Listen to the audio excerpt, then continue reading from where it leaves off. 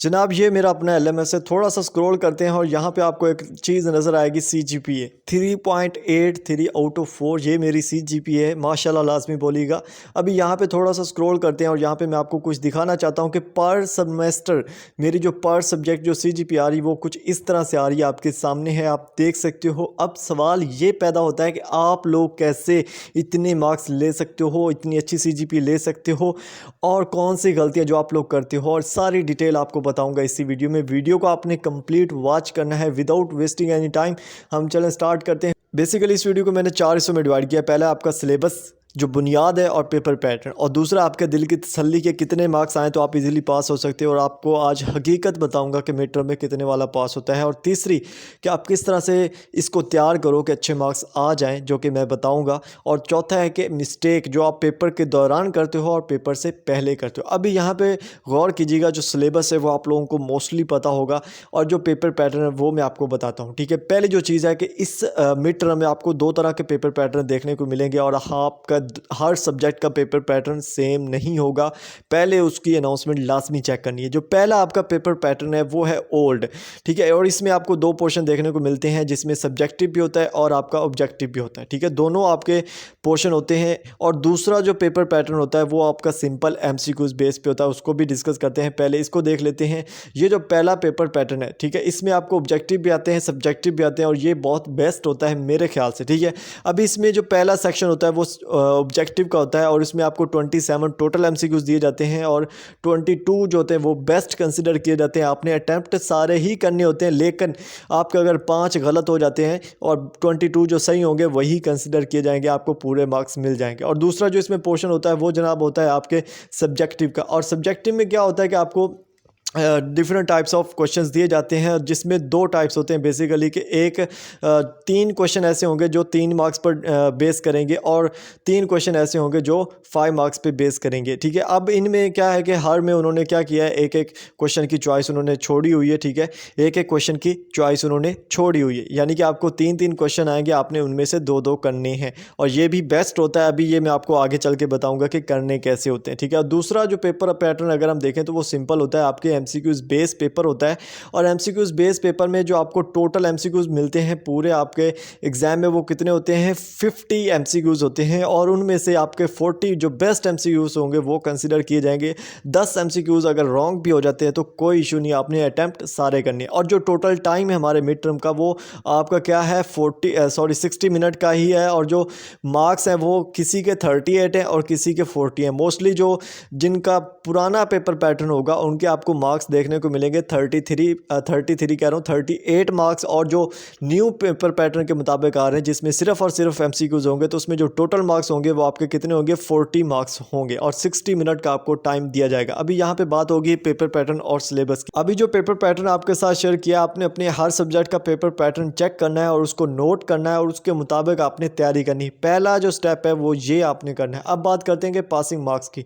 तो बेसिकली आपका जो मिड टर्म होता है उसमें कोई पासिंग मार्क्स नहीं होती। बेसिकली एक स्टेज होता है जिससे गुजर कर आपने खुद को फाइनल टर्म के लिए एलिजिबल करना होता है। और इसमें आपको मैं समझा देता हूँ थोड़ा। आपका एक सब्जेक्ट है उसकी टोटल परसेंटेज 100% होती है। अब इसको 3 हिस्सों में डिवाइड किया जाता है। जो पहला हिस्सा होता है वो आपकी असेसमेंट होती है, जिसमें आपके क्विज, GDP और असाइनमेंट आते हैं, और ये आपके फाइनल टर्म से पहले पहले जो भी आ रहे होते हैं, चाहे वो मिड से पहले हो चाहे वो बाद हो, वो शामिल होते हैं। और ये मोस्टली जो आपके सब्जेक्ट होते हैं उसके जो परसेंटेज होती है जिसमें ये असेसमेंट आती है वो 15% तक होती है, और कुछ में 20% भी होती है। बात करते हैं नेक्स्ट थिंग की, वो है आपका मिड टर्म जो कि 25% होता है मोस्टली, और कुछ में 20% तक का भी वेटेज कैरी करता है। और थर्ड होती है आपका फाइनल टर्म का एग्ज़ाम। अब बेसिकली हम बात करेंगे इन 2 की, तो इन 2 को अगर आप प्लस करते हो तो आपके पास जो टोटल परसेंटेज बनती है वो कितनी बनती है, 40 से 45% बनती है। और अकॉर्डिंग टू यूनिवर्सिटी 20% रूल आपको पता होना चाहिए, और उसके मुताबिक आपको इस परसेंटेज में से 20%, ठीक है, इस टोटल परसेंटेज में से आपने हाफ यानी कि 20% आपको मार्क्स चाहिए होते हैं। जब आपके 20% मार्क्स आ जाते होते हैं तो आप क्या कर जाते हो, क्वालिफाई कर जाते हो फाइनल टर्म में। आपकी उस सब्जेक्ट की डेट शीट ही तब बनेगी जब आपके 20% मार्क्स होंगे। और उसमें सिर्फ मिड टर्म नहीं है कि मिड टर्म से 8 मार्क्स आ गए तो आपको बन जाएगी, ऐसा नहीं है। टोटल ओवरऑल क्विज़ असाइनमेंट जीडीबीज हर चीज़ को मिला के और जो मिड टर्म है उसको मिला के फाइनल टर्म से पहले पहले जितना भी आप वर्क करोगे उस सब को मिला के कैलकुलेट करेंगे और 20% देखेंगे बनता है तो आप एलिजिबल होगे, आपकी डेट शीट में वो किताब शो होगी, अदरवाइज़ वो किताब ही शो नहीं होगी। ठीक है, अब ये बेसिक चीज़ होती है जिसके ज़रिए आपको पास किया जाता है और ये मिड टर्म में कोई पासिंग मार्क्स नहीं होते, जो कि हकीकत है। अब जनाब बात करेंगे मुद्दे की कि आपने तैयारी कैसे करनी है। बहुत ही सीक्रेट टिप्स आपको बताऊंगा, आपने इन चीज़ों पे वर्क करना है। अगर आप वर्क करोगे आपको रिज़ल्ट पहले पेपर से ही मिलना स्टार्ट हो जाएगा।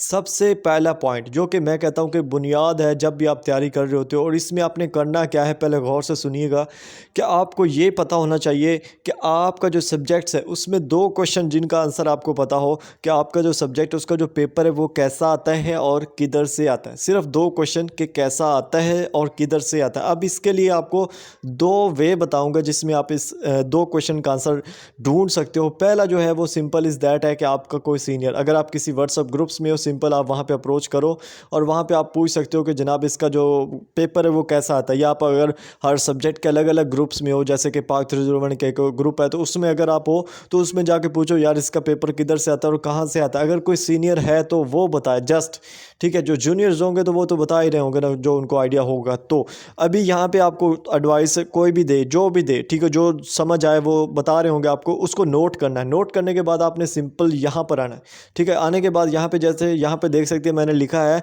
मैं हाईलाइट करता हूँ, यूट्यूब है ये, ठीक है। सिंपल यूट्यूब पे आना है कि पाक 301 करंट मिड टर्म पेपर, ठीक है। अभी मिड टर्म स्टार्ट नहीं हुआ, ठीक है, लेकिन मैं आपको बता रहा हूँ जब आप ये लिख कर सर्च करोगे आपके सामने रिजल्ट आएगा यहाँ पे, और यहाँ पे आप देख सकते हो पहले 5 मंथ अगो, ठीक है, लाइक ये पिछले सेमेस्टर की बात कर रहे हैं, ठीक है, इससे पिछले सेमेस्टर की बात कर रहे हैं। तो यहाँ पे जो इसने करंट पेपर्स दिए हैं ना, इन करंट पेपर्स को अगर आप देखोगे ना तो आपको आइडिया हो जाएगा कि किस तरह के क्वेश्चन आ रहे हैं, ठीक है। ये सारे लोग यार अच्छे होते हैं, सारे यूट्यूबर्स, वो मेहनत करते हैं, आप लोगों तक चीज़ें पहुँचाते हैं, ठीक है। तो यहाँ पर आपको 2-3 वीडियोज़ अलग अलग देख लीजिएगा, इससे आपको दोनों जो क्वेश्चन है उनका आंसर हो आपको पता चल जाएगा कि जनाब आपके जो मिड टर्म के पेपर्स हैं ना वो कैसे आते हैं, ठीक है। मिड टर्म का पेपर आपका कैसा आता है। अगर किसी ने फाइल दी हुई है ना तो उसको लाजमी रीड आउट करो, अगर किसी ने एमसीक्यूज दिए हुए हैं उनको भी लाजमी रीड आउट करो, और रीड आउट करने के बाद वो लाजमी याद रखिएगा, क्योंकि वो पेपर में आते हैं, ठीक है। और ये गारंटी के साथ मैं कह रहा हूँ, और ये जो चीज़ मैंने अभी आपको बताई है ना पूरे यूट्यूब पे आपको नहीं बता रहा होगा, ठीक है। समझ आ रही इन चीज़ों की, गौर से सुनिएगा, अभी इससे भी बेस्ट आगे आपको टिप्स बताने लगा हूँ मैं, ठीक है। जब आपको ये पता चल जाता है कि आपके पेपर जो है वो इस तरह का आता है, फिर आप उस तरह से तैयारी करते हो, आपको पता होता है कि आपका पेपर हैंड आउट से आ रहा है या फाइल से आ रहा है, जो भी आ रहा है आप उस तरह से फिर तैयारी करते हो, खुद को प्रिपेयर करते हो, और ये एक बेस्ट वे होता है, ठीक है। और ये मैं खुद यूज़ करता हूँ, ठीक है। अभी बात करते हैं नेक्स्ट चीज़ की कि आपके पास जो क्विज़ फाइल्स हैं, ठीक है। अभी इसकी टेंशन नहीं लेनी कि आपके पास क्विज़ फाइल है या नहीं है, मैं आपको इंशाल्लाह तकलीफ़ नहीं होने दूंगा इस चीज़ से। क्विज़ फाइल्स आपको ढूंढनी है, और वो कौन सी ढूंढनी है, जो मिड से पहले आपके सब्जेक्ट्स के क्विज़ हुए हैं। जो सीएस के सब्जेक्ट्स हैं ना उनमें कुछ में 4-5 क्विज़ भी हो गए, किसी में 7-8 भी होंगे, जिनमें कुछ नॉन ग्रेडेड भी होते हैं, लेकिन वो इंपॉर्टेंट होते हैं आपके मिड टर्म के लिए, ठीक है।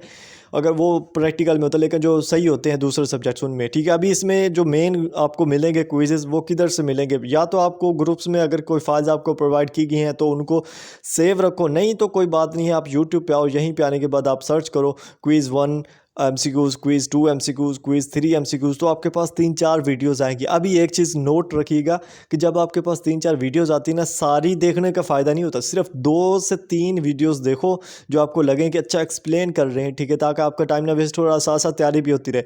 और जब आप उनको देखोगे ना 2 से 3 अलग अलग वीडियोज़ को, तो आपको आइडिया हो जाएगा कि ये आपके क्विज़ आए थे और इस तरह के आए थे, ठीक है। और वो क्विज़ आपको याद हो जाएंगे, और वो क्विज़ आपके मिड टर्म के लिए बहुत ही ज़्यादा इंपॉर्टेंट होते हैं। ये जितने भी सब्जेक्ट्स हैं जिनकी क्या हुआ है कि पॉलिसी चेंज करके उन्होंने सिर्फ और सिर्फ क्विज़ पर रख दिया ना, उनकी ये वाले वीडियोस आपने लाजमी देखनी है, ठीक है। और उसमें एक प्लस पॉइंट जो आपने लाजमी करना है, और ये बात मैं अगेन बता रहा हूँ कि आपको कोई भी नहीं बताएगा, ठीक है। यहाँ पे मैं लिखता हूँ ग्रैंड क्विज़, ठीक है। बहुत सारे ऐसे सब्जेक्ट्स हैं जिनका जो है क्या बोलते हैं कि सिलेबस कभी चेंज ही नहीं हुआ, ठीक है। जैसे पाक 301 है और इस तरह के कुछ और भी हैं, ठीक है। ग्रैंड क्विज़ जब आप लिखोगे यहाँ पे सर्च करना है, ठीक है। ये क्विज़ के लिए है और वो तमाम सब्जेक्ट्स जिनका पेपर अब क्विज़ पर मबनी है उन सब्जेक्ट्स के लिए है। लेकिन ये करने से पहले ये जहन में रखना है कि उसका जो है क्या बोलते हैं हैंडआउट्स वो चेंज ना हो। ग्रैंड क्विज़ जब आप यहाँ पे मिड टर्म लिखोगे, क्लिक करोगे तो यहाँ पे आपको 2 साल पुरानी वीडियोस मिलेंगी, ठीक है। समझ आ रही? कितने साल पुरानी? 2 साल पुरानी। ये 2 साल पुरानी वाली जो वीडियोस हैं ये ग्रैंड क्विज़ हैं। तब क्या होता था कि मिड टर्म का जो पेपर था वो सिर्फ़ और सिर्फ क्विज़ पर मबनी होता था। ये तब की बात है, ठीक है, कोरोना के दौर की बात आप कह सकते हो, ठीक है। और इसमें जब आपको ये मिलेगा ना 2 साल पुरानी वीडियोज़, यहाँ पे आप देख सकते हो, ठीक है। ये बहुत ही इंपॉर्टेंट वीडियोज़ होती हैं, बहुत ही इंपॉर्टेंट वीडियोज़ होती हैं आप लोगों के लिए। अगर आपने इनको 1-2 दफ़ा भी देख लिया ना 3-4 अलग वीडियोस को, तो काफ़ी ज़्यादा आपके क्विज़ यहीं से अटैम्प्ट हो जाने में, ये आपको गारंटी के साथ बता रहा हूँ। लेकिन ये सिर्फ उन सब्जेक्ट्स के आपको मिलेंगे जिनका क्या हुआ होगा भला हैंडआउट्स बिल्कुल चेंज नहीं होगा। सीएस के बिल्कुल भी सर्च ना कीजिएगा, मैं बता रहा हूँ CS 1 के, ठीक है। उसका सिलेबस 2021 में चेंज हो गया था, ठीक है। फिर भी चेक कर लीजिएगा अगर आपको मिल जाए तो। अदरवाइज CS 1 के लिए मैं आपको बता रहा हूँ कि फाइल से पेपर नहीं आने वाला, उसका हैंडआउट से ही आता है। और यही वो चीज़ होती है जो मेन होती है। मैं बहुत सारे स्टूडेंट्स को बोलता हूँ कि इसका पेपर इस तरह से आएगा जिसका मुझे आइडिया होता है, ठीक है। और जो मैं बताता हूँ वही वैसा ही होता है क्योंकि मुझे पता होता है। और जिसका मुझे पता ही नहीं होता मैं बोलता हूँ कि मुझे नहीं पता, ठीक है। और ये ही 2 क्वेश्चन है जो आपको पता होने चाहिए। मैं तभी आपको बार बार बोल रहा हूँ कि 2 क्वेश्चन का आपको पता चल गया, आपकी तैयारी आधी हो गई, ठीक है। अभी अगर आप लोगों के पास बिल्कुल भी टाइम नहीं है, अगर सॉरी बोल रहा हूँ टाइम नहीं बल्कि टाइम है, अगर आप एक अच्छे स्टूडेंट हो तो आपने एक दफ़ा क्या करना है, शॉर्ट लेक्चर सीरीज़ देखनी है अच्छे से किसी भी यूट्यूबर की, और साथ में हाईलाइटेड हैंडआउट्स देखने हैं। अगर वो साथ में यूज़ कर रहा होगा या आपके पास PDF में है या नहीं है तो गूगल पर सर्च कर लो, या नहीं है तो उसका भी सोल्यूशन आपको बता दूंगा। थोड़ी देर रुकें यहाँ पे, ठीक है। उसके बाद ये आपने लाजमी करना है, अगर आपके पास टाइम है और आप एक अच्छे स्टूडेंट हो, अच्छे से पढ़ना चाहते हो तो हाईलाइटेड हैंडआउट्स और शॉर्ट लेक्चर्स लाजमी कीजिएगा। अभी हाईलाइटेड हैंडआउट्स जब भी आप कर रहे होते हो ना, ठीक है, मैं यहाँ पे आपको एक चीज़ दिखा देता हूँ, बल्कि रहने दें, फिर अगली किसी वीडियो में दिखाऊंगा। हाईलाइटेड हैंडआउट्स आप जब भी करना चाह रहे हो तो उसमें आपने 2 चीज़ों को मद्देनज़र रखना है। पहला ये है कि उसमें जो मेन हेडिंग्स होती हैं ना उनको आपने लाजमी करना है, ऐसी तमाम हेडिंग्स जिनकी डेफिनेशन दी हुई है, और दूसरा ऐसी तमाम हेडिंग्स जिनकी टाइप्स दी हुई हैं और टाइप्स के नीचे उनको एक्सप्लेन किया हुआ है। ये 2 जो पॉइंट्स आपको बता रहे हैं जब भी आप हैंडआउट्स कर रहे हो तो ये 2 पॉइंट्स आपको याद होने चाहिए। क्या कि एक जो तमाम ऐसी हेडिंग्स जिनकी डेफिनेशन दी हुई हो और तमाम ऐसी हेडिंग्स जिनकी नीचे टाइप्स बताई गई हो, वो बस वो करनी है। तो इससे आपके क्वेश्चंस भी हो जाएंगे और MCQs भी हो जाएंगे, ठीक है। अभी आते हैं जो सबसे ज़्यादा रोला पड़ा रहता है करंट पेपर्स और ओल्ड पेपर्स का, ठीक है। जो करंट पेपर वाला इशू था वो आपका मैंने अभी सॉल्व किया है। आपको याद हो कि जब आप एक सीनियर बंदे से एडवाइस लेना चाह रहे हो तो उसमें करंट पेपर्स का कितना इंपॉर्टेंट रूल है, और वो यूट्यूब पे आपको इजीली प्रोवाइड कर दिया जाता है, और वहाँ पे बिल्कुल ऑथेंटिसिटी के साथ आप आंखें बंद करके उनको कर सकते हो, ठीक है। वो बहुत ही ज़्यादा इंपॉर्टेंट पेपर्स होते हैं आपके लिए, ठीक है। अभी बात करते हैं ओल्ड पेपर की। बहुत सारे ऐसे क्या बोलते हैं कि सब्जेक्ट्स हैं जिनकी फाइल्स बहुत अच्छी होती हैं, ओल्ड फाइल से पेपर आ जाता होता है, ठीक है। CS की फाइल्स होती हैं, इसी तरह दूसरे सब्जेक्ट्स की, तो वो फाइल्स मिलेंगी किधर से, ठीक है। और जो करंट पेपर्स होंगे वो किधर से मिलेंगे, तो करंट पेपर सेम जैसे मैंने आपको बताया है वैसे ही आप जब सर्च करोगे ना, यहाँ पे जैसे हमने पहले सर्च किया था करंट पेपर्स यूट्यूब पे, तो 5 मंथ पहले की वीडियो आ गई थी, क्योंकि अभी तो पेपर स्टार्ट नहीं हुए। लेकिन जब आप पेपर स्टार्ट होंगे तो जो करंट पेपर्स होंगे 1 डेज़ अगो, 2 डेज़ अगो, 3 डेज़ अगो, इस तरह के आपके पास डिफरेंट टाइप्स ऑफ वीडियोज़ आ जाएंगी जो आप देखकर अपने करंट पेपर्स को सीधा कर सकते हो। और या आप ग्रुप ज्वाइन कर लेना और वहाँ से भी आपको इंशाल्लाह मिलते रहेंगे। और उसके बाद आती है ओल्ड फाइल्स की, और ओल्ड फाइल्स के लिए मैं एक चीज़ हमेशा बोलता हूँ कि कभी भी आपको पैसे देने की ज़रूरत नहीं है। क्या मसला है भला? कभी भी पैसे देने की ज़रूरत नहीं है। ये सबसे बड़ा स्कैम लोग कर रहे होते हैं आप लोगों के साथ। ये वही फाइल्स होते हैं जो या तो उन्होंने किसी यूट्यूबर की चुराई होती हैं, या फिर कोई होते ही ऐसे जो खुद यूट्यूबर होते हैं। बाद खुद ऐसे लोग हैं जो क्या कर रहे हैं कि फाइल्स के भी पैसे लेते हैं, जो कि बिल्कुल भी मेरे ख्याल से अच्छे नहीं है, ठीक है।